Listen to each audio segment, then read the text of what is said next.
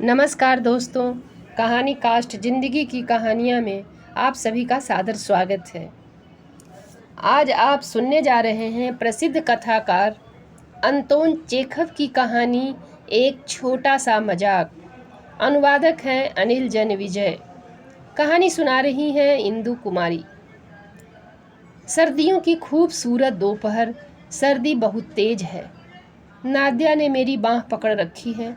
उसके घुंघराले बालों में बर्फ इस तरह जम गई है कि वे चांदनी की तरह झलकने लगे हैं।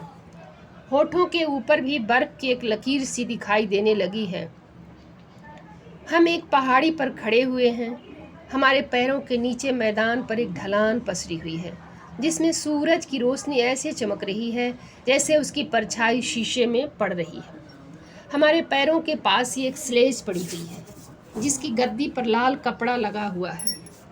चलो नादिया, एक बार फिसलें, मैंने नादिया से कहा। सिर्फ एक बार, घबराओ नहीं, हमें कुछ नहीं होगा, हम ठीक ठाक नीचे पहुंच जाएंगे। लेकिन नादिया डर रही है। यहाँ से पहाड़ी के कगार से नीचे मैदान तक का रास्ता उसे बेहद लंबा लग रहा है। वह भय से पीली पड़ गई है। जब वह ऊपर से नीचे की ओर झांकती है और जब मैं उससे स्लेज पर बैठने को कहता हूँ तो जैसे उसका दम निकल जाता है। मैं सोचता हूँ, लेकिन तब क्या होगा जब वह नीचे फिसलने के खतरा उठा लेगी? वह तो भय से मर ही जाएगी या पागल ही हो जाएगी। मेरी बात मान लो, मैंने उससे कहा। नहीं नहीं, डरो नहीं, तुम में हिम्मत की कमी है क्या? आखिरकार वह मान जाती है और मैं उसके चेहरे के भावों को पढ़ता हूँ। ऐसा लगता है जैसे मौत का खतरा मोल लेकर ही उसने मेरी यह बात मानी है। वह भय से सफ़ेद पड़ चुकी है और कांप रही है।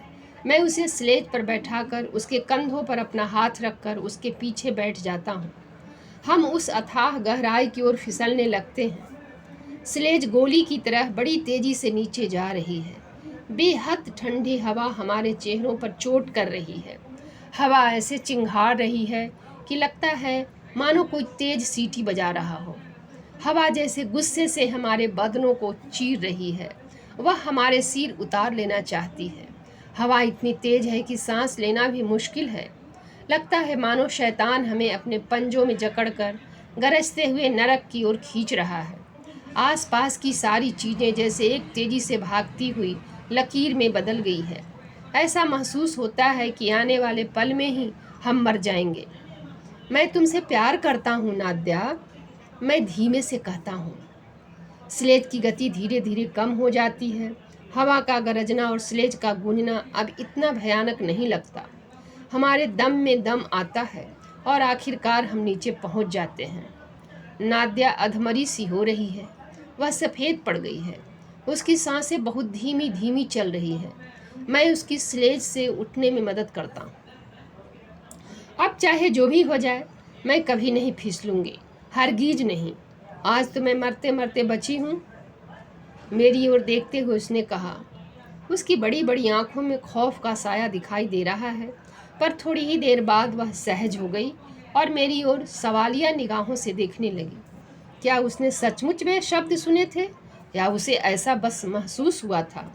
सिर्फ हवा की गरज थी वह। मैं नादिया के पास ही खड़ा हूँ। मैं सिगरेट पी रहा हूँ और अपने दस्ताने को ध्यान से देख रहा हूँ। नादिया मेरा हाथ अपने हाथ में ले लेती है और हम देर तक पहाड़ी के आसपास घूमते रहते हैं।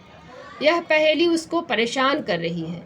वे शब्द जो उसने पहाड़ी से नीचे फिसलते हुए सुने थे, सच में कहे गए थे या नहीं?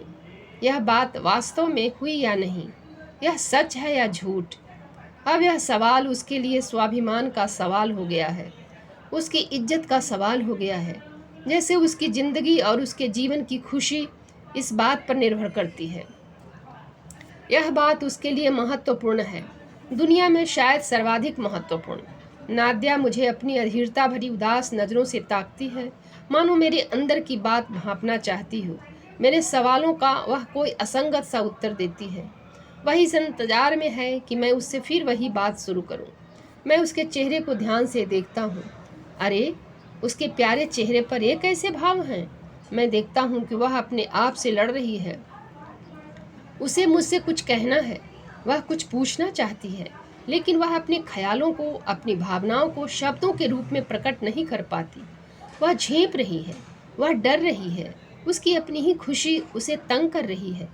सुनिए, मुंह से चुराते हुए वह कहती है। क्या? मैं पूछता हूँ। चलिए एक बार फिर फिसलें।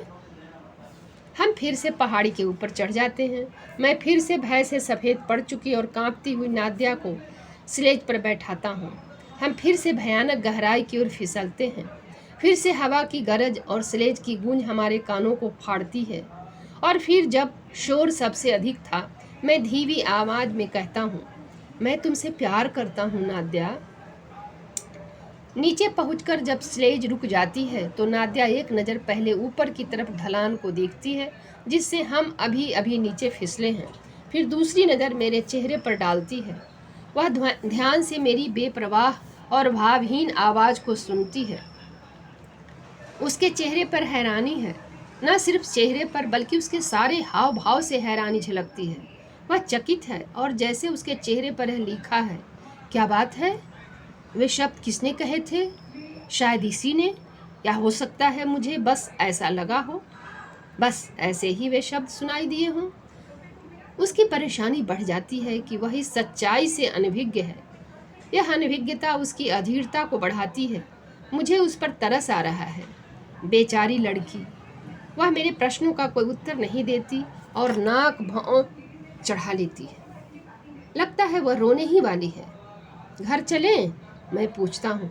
लेकिन मुझे तो यहाँ फिसलने में खूब मज़ा आ रहा है। वह शर्म से लाल होकर कहती है और फिर मुझसे अनुरोध करती है, और क्यों ना हम एक बार फिर फिसलें? तो उसे फिसलना अच्छा लगता है। पर स्लेज पर बैठते हुए तो वह पहले की तरह ही भय से सफ़ेद दिखाई दे रही है और कांप रही है। उसे सांस लेना भी मुश्किल हो रहा है। लेकिन मैं अपने होठों को रुमाल से पोंछकर धीरे से खांसता हूँ। और जब फिर से नीचे फिसलते हुए हम आधे रास्ते में पहुँच जाते हैं तो मैं एक बार फिर कहता हूँ, मैं तुमसे प्यार करता हूँ नादिया। और यह पहेली ही रह जाती है। नादिया चुप रहती है। वह कुछ सोचती है। मैं उसे उसके घर तक छोड़ने जाता हूँ। वह धीमे धीमे कदमों से चल रही है और इंतज़ार कर रही है कि शायद मैं उससे कुछ कहूँगा। मैं यह नोट करता हूँ कि उसका दिल कैसे तड़प रहा है, लेकिन वह चुप रहने की कोशिश कर रही है और अपने मन की बात को अपने दिल में ही रखे हुए है। शायद वह सोच रही है। दूसरे दिन मुझे उसका एक रुक्का मिलता है। आज जब आप पहाड़ी पर फिसलने के लिए जाएं तो मुझे अपने साथ ले लें नादिया।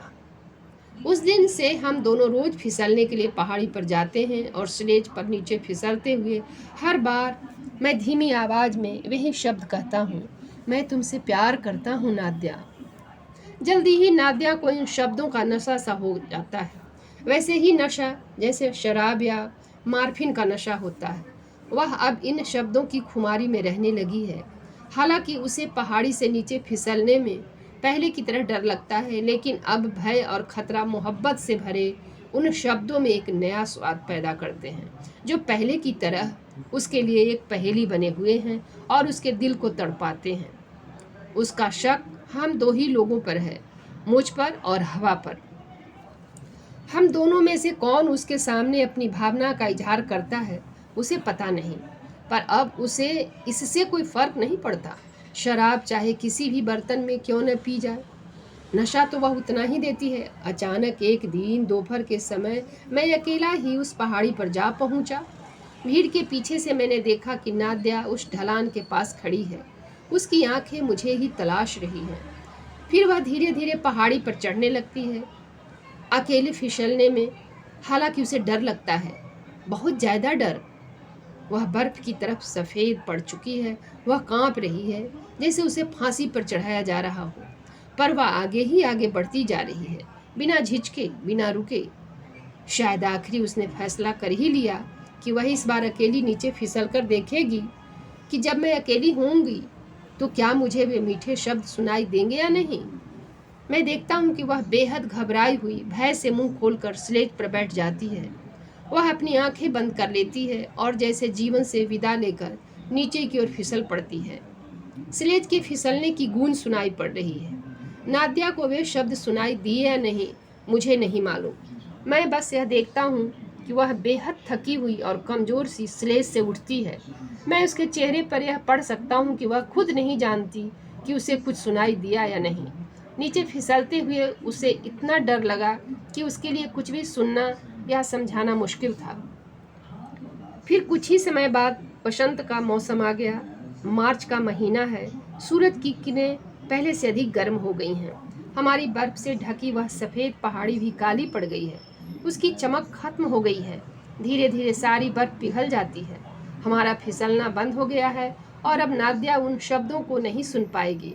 उससे वे शब्द कहने वाला भी अब कोई नहीं है। हवा खामोश हो गई है और मैं यह शहर छोड़कर पीतरबुर्ग जाने वाला हूँ। हो सकता है कि मैं हमेशा के लिए वहाँ चला जाऊँगा। मेरे पीतरबुर्ग रवाना होने से शायद 2 दिन पहले की बात है। संध्या समय मैं बगीचे में बैठा था। जिस मकान में नादिया रहती है यह बगीचा उससे जुड़ा हुआ था और एक ऊंची बाढ़ ही नादिया के मकान को उस बागीचे से अलग करती थी। अभी भी मौसम में काफ़ी ठंड है। कहीं कहीं बर्फ पड़ी दिखाई देती है। हरियाली अभी नहीं है लेकिन वसंत की सुगंध महसूस होने लगी है। शाम को पक्षियों की चहचहाहट सुनाई देने लगी है। मैं बाढ़ के पास आ जाता हूँ और एक दरार में से नादिया के घर की तरफ देखता हूँ। नादिया बरामदे में खड़ी है और उदास नज़रों से आसमान की ओर ताक रही है। बसंती हवा उसके उदास फीके चेहरे को सहला रही है। यह हवा उसे उस हवा की याद दिलाती है जो तब पहाड़ी पर गरजा करती थी जब उसने वे शब्द सुने थे। उसका चेहरा और उदास हो जाता है। गाल पर आंसू ढुलकने लगते हैं और बेचारी लड़की अपने हाथ इस तरह से आगे बढ़ाती है मानो वह उस हवा से यह प्रार्थना कर रही हो कि वह एक बार फिर से उसके लिए वे शब्द दोहराए। और जब हवा का एक झोंका आता है तो मैं फिर धीमी आवाज़ में कहता हूँ, मैं तुमसे प्यार करता हूँ नादिया। अचानक न जाने नादिया को क्या हुआ। वह चौंक कर मुस्कुराने लगती है और हवा की ओर हाथ बढ़ाती है। वह बेहद खुश है, बेहद सुखी, बेहद सुंदर। और मैं अपना सामान बांधने के लिए घर लौट आता हूँ। यह बहुत पहले की बात है। अब नादिया की शादी हो चुकी है। उसने खुद शादी का फैसला किया या नहीं इससे कोई फर्क नहीं पड़ता। उसका पति एक बड़ा अफसर है और उनके 3 बच्चे हैं। वह उस समय को आज भी नहीं भूल पाई है जब हम फिसलने के लिए पहाड़ी पर जाया करते थे। हवा के वे शब्द उसे आज भी याद है। यह उसके जीवन की सबसे सुखद, हृदय स्पर्शी और खूबसूरत याद है। और अब जब मैं प्रौढ़ हो चुका हूँ मैं यह नहीं समझ पाता हूँ कि मैंने उससे वे शब्द क्यों कहे थे, किस लिए मैंने उसके साथ ऐसा मजाक किया था। धन्यवाद दोस्तों। कहानी समाप्त होती है।